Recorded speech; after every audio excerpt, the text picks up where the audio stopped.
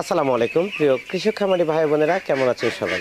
আশা করছি সবাই ভালো আছেন। দর্শক বন্ধুরা, স্বাগত জানাচ্ছি এটি টাঙ্গাইলের সেই ইউপি সদস্যের খামার থেকে, যে খামারের বয়স আজকে 21 দিন। 21 দিন বয়স হওয়াতে আজকে কিন্তু ভ্যাকসিন করতে এসেছেন সিরাজগঞ্জের সুনামধন্য বাচ্চা উৎপাদনকারীর দুজন প্রতিষ্ঠাতা। মেধা হ্যাচারির প্রতিষ্ঠাতা যিনি রয়েছেন আব্দুল মোমিন মনি ভাই, যিনি এখানে বছরের শুরুতেই বাচ্চা ডেলিভারি করেছিলেন, এবং সেই সাথে উনি আরও একজন অভিজ্ঞ ব্যক্তিকে নিয়ে এসেছেন, যিনি খান হ্যাচারির প্রতিষ্ঠাতা মোহাম্মদ সরোয়ার ভাইকে। দুজন মিলে আজকে নাকি এই খামারটিতে ভ্যাকসিন করবেন। সেই ভ্যাকসিন প্রক্রিয়া আপনাদেরকে দেখানোর চেষ্টা করব ভ্যাকসিন করতে হয় কীরকম গ্রোথ হলে, কতদিন বয়সে, এবং কিভাবে ভ্যাকসিন করলে আপনিও সেই ভ্যাকসিনটা সম্পূর্ণ করতে পারবেন, এবং ভ্যাকসিন না করলে কি ক্ষতি হতে পারে, এবং ভ্যাকসিন পরবর্তী যে নিয়মকানুনগুলো রয়েছে সেগুলো জানানোর চেষ্টা করব। তো দর্শক, অবশ্যই ভিডিওটি গুরুত্বপূর্ণ, না টেনে সম্পূর্ণ দেখার আমন্ত্রণ রইল। তো চলুন শুরু করা যাক, আসুন আমার সাথে। এটা হচ্ছে ডাক পেলে ভ্যাকসিন। একটা শিশির মধ্যে 100 হাঁসকে ভ্যাকসিন করতে পারবেন। এখন আমি এই ডাক পেলে ভ্যাকসিন প্রস্তুত প্রণালীটা আপনাদেরকে বলে দিব। এটা প্রস্তুত প্রণালী কিন্তু একদমই সহজ। এটা আপনারা দেখলে আপনারাই করতে পারবেন। এই একটা ভ্যাকসিন 100 মিলি পানি নেবেন, প্রথমে বিশুদ্ধ পানি নিয়ে ওই পানির মধ্যে একটা ভ্যাকসিন গোলাই নেবেন, সুন্দরভাবে গোলাই নিয়ে তারপরে সুন্দরভাবে পুশ করবেন। আর হ্যাঁ, অবশ্যই এটা পুশ করবেন হাঁসের রানের মাংসে। অবশ্যই পুশ করার সময় খেয়াল রাখবেন হাঁসের হাড়ে যেন ইনজেকশনের সুচটা না লেগে যায়, তাহলে কিন্তু ক্ষতি হতে পারে। তাহলে খামারি ভাইয়েরা একটু মনোযোগ সহকারে দেখুন আমরা কিভাবে ভ্যাকসিনটা প্রস্তুত করতেছি।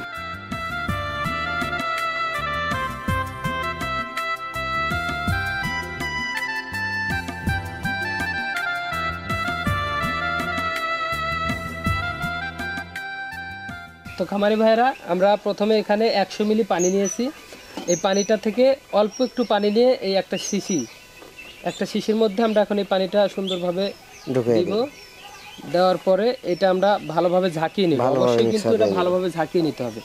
এটা ঝাঁকিয়ে নেওয়ার পরে এখন এখান থেকে বের করে আমরা এই পানিটা সুন্দরভাবে মিশালে পারে তারপরে আপনার ভ্যাকসিনটা সুন্দরভাবে প্রস্তুত হয়ে যাবে। তো খামারি ভাইরা, আপনারা দেখলেন ভ্যাকসিন প্রস্তুত করা। তো চলুন এখন আমরা হাঁসের বাচ্চাকে ভ্যাকসিন পুশ করি।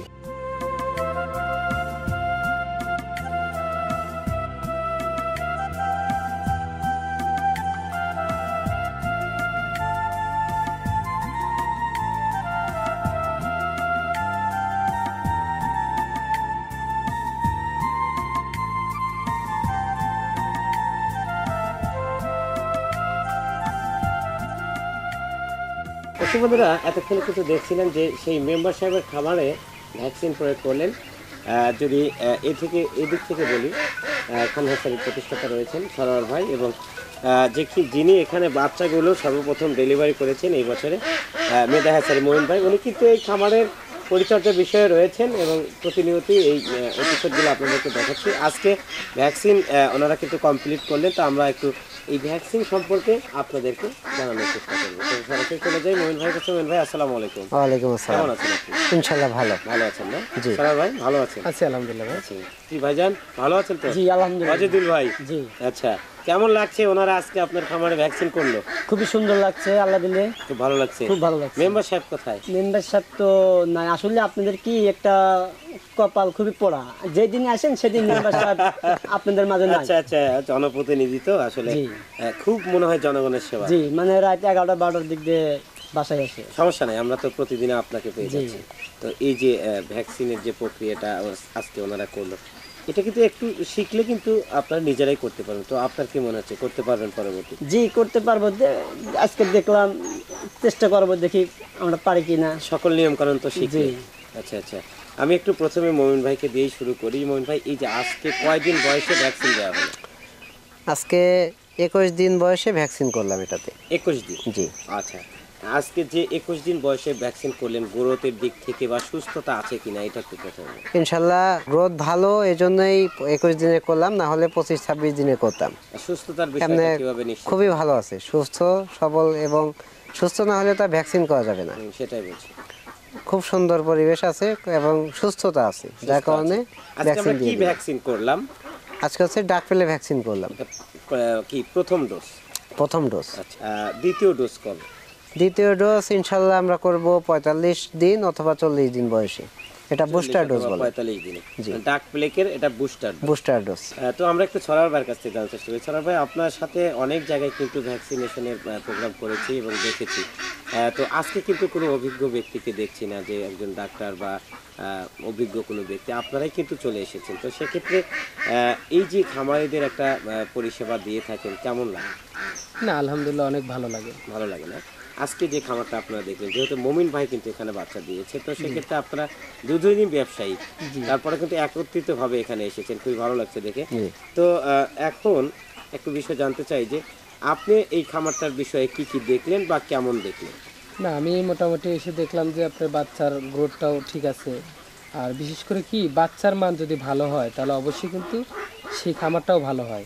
তার পাশাপাশি মঈন ভাই একটা অভিজ্ঞ লোক দিয়েছে, সব মিলে খামারটা অনেক ভালো আছে আর কি। অনেক ভালো আছে। জি। আমরা একটু ভ্যাকসিন নিয়ে কথা বলবো যে আজকে যে ডাক প্লেগের ভ্যাকসিন করা হলো প্রথম ডোজ, জি, আপনি কিন্তু সুন্দর করে প্রস্তুত প্রণালী বা এগুলো বলে দিলেন। তো একটু যদি আরো একটু স্মুথলি ভাবে আমার দর্শক বা খামারি ভাইদের যদি একটু বুঝিয়ে দিতেন। আসলে এটা তো ডাক প্লেগ ভ্যাকসিন, আর এটা কিন্তু একদমই সহজ, যে কোনো খামারি ইচ্ছা করলে কিন্তু এই ভ্যাকসিনটা নিজেই করতে পারবে। আমরা যে নিয়ম কানুনগুলো বলে দিলাম বা যে প্রক্রিয়াটা বলে দিলাম, এভাবে যদি করে আশা করি যে কোনো খামারই চেষ্টা করলে পারবে। কারণ আমরাও কিন্তু মানুষ, আমরা পারলে তারা পারবে না কেন? তারা আরও আমাদের চেয়ে অনেক ভালো পারবে। আচ্ছা, ঠিক আছে, সেটা বুঝলাম যে একজন খামারি করতে পারবে, কিন্তু বুস্টার ডোজটার বিষয়ে আমরা একটু জানতে চাই যে একটা তো আমরা করলাম, জি, বুস্টার অর্থাৎ পুনরায় সেটা আবার কেন করতে হবে? আসলে পুনরায় করতে হয় এই জন্যই যে হয়তো দেখা যাচ্ছে যে অনেক সময় অনেকগুলো মিস্টেক হয়, যার কারণে হাঁসের ক্ষেত্রে কিন্তু একটা হাঁস মিস হলে কিন্তু সবগুলো এই একই অবস্থা হয়ে যায়। যার কারণে বুস্টার একটা ডোজ করা হয় যেন আগের বার যদি মিস হয়, একেবারে সেফটি, হ্যাঁ, পরের বার যেন আর ওটা মিস না হয়। মানে একদম নিশ্চিত যে আমি ভালো আছি। জি, জি। আচ্ছা, আমরা যদি ভ্যাকসিন না করি সেক্ষেত্রে কি রকম সমস্যা হতে পারে এবং সেখান থেকে একজন খামারি কতটুকু ক্ষতিগ্রস্ত হতে পারে জানবো মমিন ভাইয়ের কাছে। আসলে ভ্যাকসিন একটা রোগের জন্যই করা হয়, ডাক পেলে, ডাক কলেরা। ভ্যাকসিন করলে খামারটা পুরোপুরি যে নিরাপদ তা কিন্তু না। আপনাকে ভ্যাকসিন করার পরেও খেয়াল রাখতে হবে যে কোনো ময়লা আবর্জনাযুক্ত খাবার যেন না খায়, খামারটা যেন অপরিষ্কার না থাকে, খামারে যাতে কোনো মানে আনুষঙ্গিক যে অপ্রীতিকর মানে যে ময়লা আবর্জনায় পরিবেশটা রয়েছে ওগুলা থেকে সবসময় সেফ থাকতে হবে। অজিদুল ভাই শুনবেন কিন্তু আপনার জন্য কিন্তু এত আয়োজন আপনাকে জানানোর জন্য। তো মমিন ভাই, যদি কেউ ভ্যাকসিনটা না করে সেক্ষেত্রে তার কি হতে পারে বা কেমন ক্ষতি হতে পারে? আসলে যারা অভিজ্ঞ খামারি, যারা 10-15 বছর ধরে খামার করে, তারা কোনো ওষুধপাতি বা ভ্যাকসিন ছাড়াই ওনারা রাখতে পারে। এর কারণ হচ্ছে একটাই, ওনারা কিন্তু আসলে বোঝে যে হাঁসের কখন কি হতে পারে বা কখন কি লাগবে, এগুলো কিন্তু ওনারা অভিজ্ঞ। আর যারা নতুন রয়েছেন তারা আমার মতে ভ্যাকসিনটা করে রাখা ভালো, কারণ তাদের অনেক সময় অনেক ধরনের ভুল হয়ে যায়। এরকমভাবে যদি নতুন খামারিরা যদি ভ্যাকসিন না করে যদি ওই ভুলগুলো করে থাকে তাহলে খামারে বড় ধরনের একটা ক্ষতির সম্ভাবনা থাকে, অনেক বড় একটা ক্ষতি হতে পারে। জি।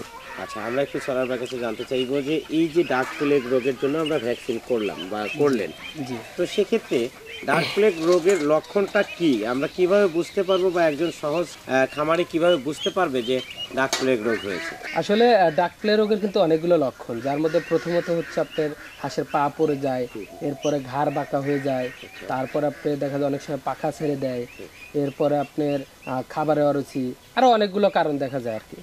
এই সকল কারণ হলে আমরা বুঝতে পারবো যে এই হাঁসটা আমার খামারটা ডাক প্লেগ রোগে আক্রান্ত হয়েছে। তো সেক্ষেত্রে যদি আমরা টিকা দিয়ে রাখি তো আমরা এই দিক থেকে মানে মোটামুটি আমাদের দিক থেকে আমরা বলবো যে নিরাপদ আছি, আর বাকিটা আল্লাহর ইচ্ছা। জি, জি। এই যে ভয়াবহ কয়েকটি লক্ষণ রয়েছে এই রোগের, তো সেক্ষেত্রে এখান থেকে বাঁচার উপায়টা যদি একটু বলতেন, যে যদি একজন খামারি ভ্যাকসিন হয়তো করেই নাই বা হঠাৎ করার পরেও কিন্তু আক্রান্ত হচ্ছে, তো সেক্ষেত্রে যদি হয়ে যায় তো তখন তাদের উপায়টা কি হবে? যেমন অজিদুল ভাই কিন্তু রয়েছে এখানে অভিজ্ঞ, আমরা ওনার কাছ থেকে শুনবো, তো আপনার মুখ থেকে একটু প্রথমে যাই। আসলে যদি ডাক প্লেগ রোগটা হয়ে যায় সেক্ষেত্রেও অনেকগুলো করণীয় আছে, যার মধ্যে প্রথমত আছে আপনার জ্যান্টাব্যাক পাউডার। এই জ্যান্টাব্যাক পাউডারটা খাওয়ালে যদি অল্প হয় তাহলে আপনি জ্যান্টাব্যাক পাউডার খাওয়ালে ঠিক হয়ে যাবে, আর যদি তাতেও কাজ না হয় তাহলে জ্যান্টাভেট বা জ্যান্টারেন ইনজেকশন আছে, সেই ইনজেকশনটা পুশ করলে ইনশাল্লাহ এই রোগটার পুরো সমাধান আসে আর কি। মানে মোটামুটি এখন হাঁস খামার থেকে যদি কোনো ভয়াবহ রোগও হয় তার সমাধান রয়েছে। জি, অবশ্যই সব সমাধান আছে। আমরা একটু অজিদুল ভাইয়ের কাছে যাবো, যিনি আজকের অভিজ্ঞ একজন খামারি। অজিদুল ভাই, এই যে মেম্বার সাহেবকে কিন্তু আপনি ভালো একটা সার্ভিস দিচ্ছেন, আমরা দোয়া করি উনিও যেন ভালো থাকে, আপনিও ভালো থাকেন। তো এই যে সরোয়ার ভাই এবং মমিন ভাই যেসব কথাগুলো বললো, ভ্যাকসিন করলে কি হবে, না করলে কি হবে, এবং রোগের যে লক্ষণগুলো, এগুলো বিষয়টা আপনার কতটুকু জানা আছে? ওনারা দুজনে মিলে যে কথাগুলো বলছে, যদি কেউ এই নিয়মগুলো মানে তার খামারে কোনো সমস্যা হবে না। অনেক ধন্যবাদ অজিদুল ভাইকে, এবং আমি মমিন ভাইকে দিয়ে একটু শেষ করবো। মমিন ভাই, এই যে এই খামারের সকল দায়িত্ব আপনি নিয়েছেন, এবং আশা করছি যে আপনি শুরু থেকে কিন্তু শেষটা থাকবেন সাথে ইনশাল্লাহ। এবং তারপরে একজন অভিজ্ঞ ব্যক্তিকেও এখানে দিয়েছেন। তো এখন যে পরিস্থিতি রয়েছে বা যেভাবে রয়েছে, ভ্যাকসিন পরবর্তী যে একটা ট্রিটমেন্ট আছে কিনা, বা ভ্যাকসিন করার পরে হাঁসগুলোর কোনো সমস্যা হয় কিনা, বা কখন পানিতে দিবে বা কি খাবার দেওয়া যাবে, এটা যদি একটু বলে দিতেন। আসলে খুব সুন্দর একটা প্রশ্ন করেছেন। ভ্যাকসিনের পরবর্তী বিষয় যেগুলা, ভ্যাকসিন করার পরে ফার্স্ট বেড অথবা নাপা, যে জ্বর বা ব্যথার জন্য এই ট্যাবলেটগুলা বা সিরাপগুলো দিলে আপনার হাঁসের হচ্ছে গা ব্যথা সেরে যাবে। আর খাদ্যর দিক থেকে সবসময় চেষ্টা করবেন সুষম খাদ্য চেষ্টা করার। সেক্ষেত্রে সেটা খাদ্য হতে পারে অথবা ভালো কোনো সুষম খাবার যেটা আছে সেটা দিলে সবচাইতে ভালো হবে। আর এই ছিল ভ্যাকসিন করার পরবর্তী নিয়মাবলী। অনেক ধন্যবাদ মমিন ভাই এবং অজিদুল ভাই, আপনাকে অসংখ্য ধন্যবাদ। সরার ভাই, আপনাকেও ধন্যবাদ যে খুব সুন্দর করে এই যে মেম্বার সাহেবের খামারটা আপনারা দেখভাল করছেন এবং ভ্যাকসিনেশন করছেন, এবং সেই সাথে বিভিন্ন ধরনের পরামর্শ দিয়ে সহযোগিতা করছেন। এবং সেই সাথে আপনাদের কাছে সবিনয় আবেদন থাকবে যে সারা বাংলায় যে সকল খামারিরা আপনাদের হাত দিয়ে প্রতিষ্ঠিত হচ্ছে, বা যারা নতুন উদ্যোক্তা আছে, বা আপনাদের কাছ থেকে যারা বাচ্চা নেয়নি তারপরেও খামার করেছেন, সকল খামারিকে সহযোগিতাপূর্ণ পরামর্শ দিবেন, এই প্রত্যাশা রইল। দর্শক বন্ধুরা, শুনছিলাম অভিজ্ঞ দুজন ব্যক্তির কথা যারা ভ্যাকসিনেশন কমপ্লিট করলেন টাঙ্গাইলের সেই ইউপি সদস্যের খামারে, যে খামারের বেশ কয়েকটি প্রতিবেদন আপনাদেরকে দেখিয়েছি। বছরের শুরুতেই বাচ্চা ডেলিভারি করেছিলেন মেধা হ্যাচারির প্রতিষ্ঠাতা মোহাম্মদ আব্দুল মমিন মনি ভাই, যিনি সারা বাংলাদেশেই বাচ্চা সরবরাহ করে থাকেন হাঁস ও মুরগি, এবং এই বাচ্চা সরবরাহ করার পরেও কিন্তু উনি ভালো একটি ফ্যাসিলিটি দেয় সেই খামারিদেরকে, এবং সকল প্রকারে সেই খামারির পাশে থাকেন। সেক্ষেত্রে আজকে আরও একজন ব্যক্তিকে এখানে আমন্ত্রণ জানিয়েছিলেন মেধা হ্যাচারির প্রতিষ্ঠাতা মমিন ভাই, সরোয়ার ভাইকে, যিনি খান হ্যাচারির প্রতিষ্ঠাতা। উভয়ের কাছ থেকে যে ভ্যাকসিনেশন প্রক্রিয়াটি জানার চেষ্টা করলাম বা আপনাদের সম্মুখে তুলে ধরার চেষ্টা করলাম। আশা করি এখান থেকে আপনারা অনেক উপকৃত হবেন এবং অবশ্যই আপনার খামারে ভ্যাকসিনেশন কমপ্লিট করবেন। আজ এ পর্যন্তই, পরবর্তীতে আরও একটি সুন্দর এপিসোড নিয়ে আবার আপনাদের সামনে হাজির হবো। সে পর্যন্ত সবাই ভালো থাকবেন, সুস্থ থাকবেন। সবাই বাংলা 24 কবিউদ্দিন ভাইয়ের সঙ্গে থাকবেন। আল্লাহ হাফেজ।